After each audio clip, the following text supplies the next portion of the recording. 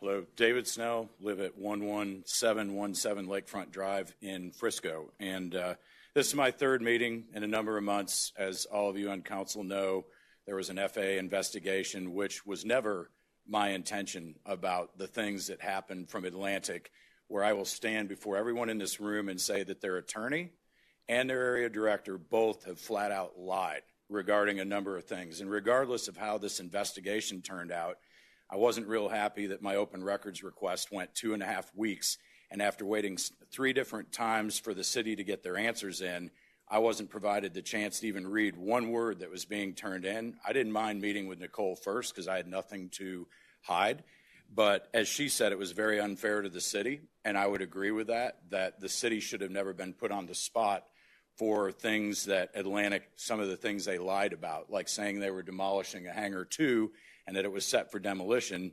And some of the paperwork I provided for you list all the reasons that Al Archuleta gave to us for, quote, trying to terminate our lease. And I put my countering answers. And then Mr. Crooms, the attorney for Atlantic, I'd like to give him a creative writing award because there are so many things that were spun in his 5-page response that I didn't have the ability to read up front. I found it highly unfair. But years ago, in '92, Millionaire offered some discriminatory pricing, and I went to council, and council held them accountable and asked them to come in for a meeting per my request.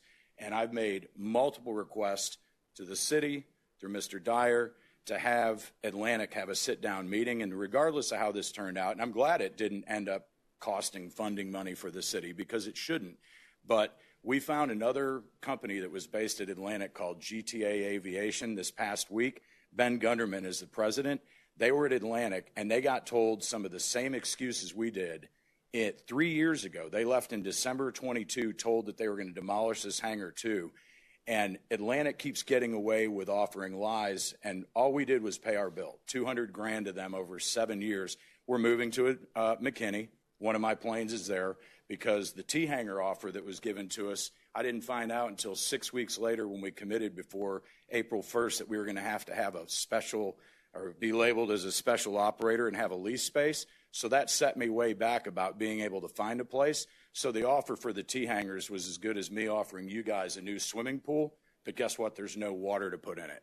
So we weren't able to get space out here at Addison, and we had no additional space. So I've moved one airplane over to McKinney. The other one will go at the end of the year. Atlantic let us ride out our lease because they knew it was wrong. They terminated it.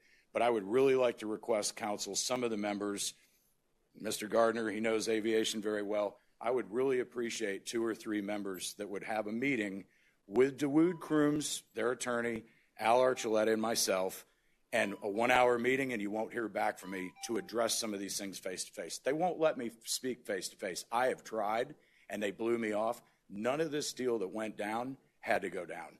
And I'm sorry because I know it costs thousands in legal fees, and it did not have to happen. It should not have happened. So I'd like to make that request, and I don't know how and when. I've made it before, not to council, but to Passion I've mentioned it, to Mr. Dyer I've mentioned it, and respecting the time, if you guys would consider it, a meeting with Atlantic face-to-face, and then won't hear back from me. Thank you. Thank you, David. Yes, sir. All right, that's where all the council